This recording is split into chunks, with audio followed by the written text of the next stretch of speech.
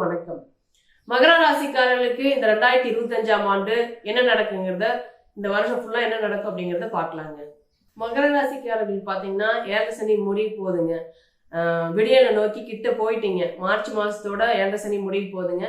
அதுலயுமே பார்த்தீங்கன்னா கிட்டத்தட்ட இப்ப ராசியை குரு பார்த்துட்டு இருக்கிறதுனால கஷ்டங்கள் எல்லாமே விலகிற கண்டிஷன் இப்ப போயிட்டு இருக்குதுங்க.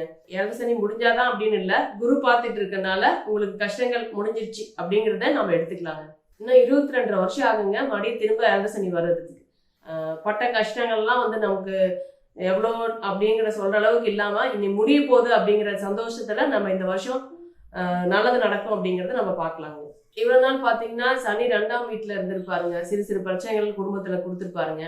இப்ப பாத்தீங்கன்னா மார்ச் மாதத்துக்கு அப்புறம் சனி பயிற்சியில சனி 3ஆம் வீட்டுக்கு, அதுவும் குருவோட வீட்டுக்கு போறது ரொம்ப நல்ல விஷயம் தாங்க. சனிக்கு 3, 6, 10 11 நல்ல இடமாவே சொல்லியிருக்காங்க.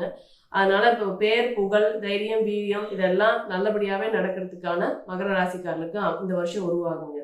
இப்ப பாத்தீங்கன்னா ராசிக்கு 5ல குரு இருக்கனால உங்க பெற்றோர்களுக்கு பிள்ளைகளால நிம்மதிகள் இருக்குங்க. பசங்களுக்கு பாத்தீங்கன்னா நல்ல வேலை கிடைச்சிருந்துருக்கலாம், அல்லது நல்ல காலேஜ் கிடைச்சிருக்கலாம். இப்ப பாத்தீங்கன்னா பசங்க நல்ல மார்க் எடுத்திருக்கலாம். அந்த மாதிரி ஒரு மகர ராசிக்காரர்களுக்கு 5ல இருந்த குரு பண்ணி கொடுத்துருப்பாருங்க.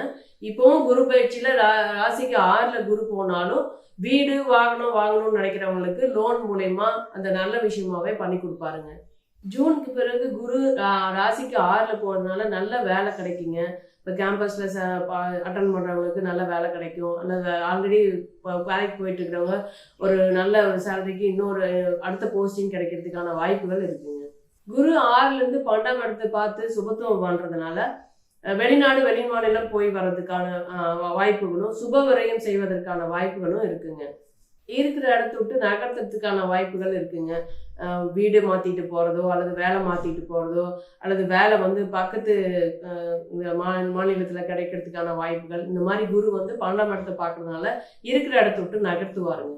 தொழில் செய்யறவங்களுக்கு முன்னேற்றமும் லாபமும் இருக்குங்க. அல்லது இப்போ புதிய தொழில் ஸ்டார்ட் பண்றவங்களுக்கும் நல்ல ஒரு மேன்மையா இருக்குங்க.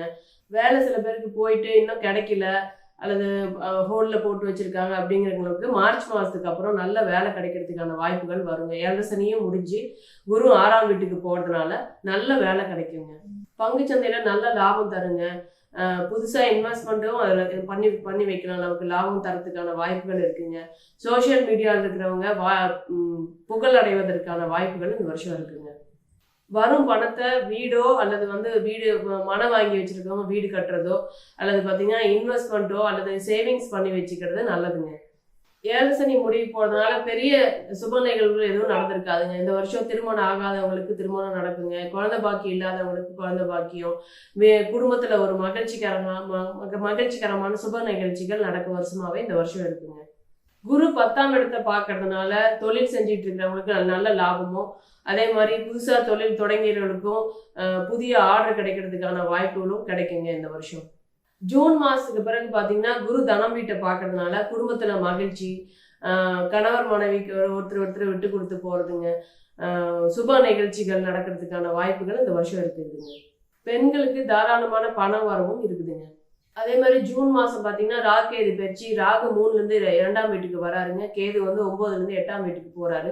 இப்ப ராகு பயிற்சியில பாத்தீங்கன்னா ராகு 2ஆம் வீட்டுக்கு வந்தாலும் குருவோட பார்வையில் இருக்கனால வேலை விஷயமா சில பிரிஞ்சு அங்கங்க வேலை செஞ்சிட்டு இருக்கிறவங்க குடும்பத்தோட இணைஞ்சு மறுபடியும் ஒரு நல்ல ஒரு இங்கேயே ஒரே இடத்துல இருந்து வேலை பார்க்கறதுக்கான வாய்ப்புகள் இந்த வருஷம் இருக்குங்க.